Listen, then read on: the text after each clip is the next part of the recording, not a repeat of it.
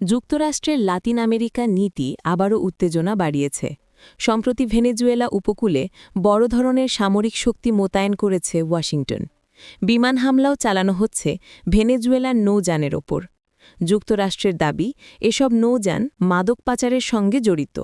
তবে পর্যবেক্ষকদের মতে মূল লক্ষ্য ভেনেজুয়েলায় সরকার পরিবর্তন। প্রেসিডেন্ট ডোনাল্ড ট্রাম্প সরাসরি বলেছেন, ভেনেজুয়েলায় স্থল অভিযানও বাতিল নয়, এমনকি দেশটির আকাশপথ সম্পূর্ণ বন্ধ বলে বিবেচনা করতে হবে বলেও ঘোষণা দিয়েছেন তিনি। এমন পরিস্থিতিতে বহু পুরনো ইতিহাস আবার সামনে এসেছে। গত 2 শতকে যুক্তরাষ্ট্র প্রকাশ্যে গোপনে লাতিন আমেরিকার বহু দেশে সামরিক অভিযান চালিয়েছে। 1954 সালে সিআইএ সমর্থিত অভ্যুত্থানে গুয়াতেমালার প্রেসিডেন্ট আরবেঞ্জকে উৎখাত, 1961 সালে কিউবায় বে অফ পিগস অভিযান ব্যর্থ হওয়া, ব্রাজিল, ইকুয়েডর, বলিভিয়া, চিলি প্রায় সব দেশেই বামপন্থী নেতাদের বিরুদ্ধে মার্কিন অর্থায়নে সরকার পরিবর্তন ঘটে।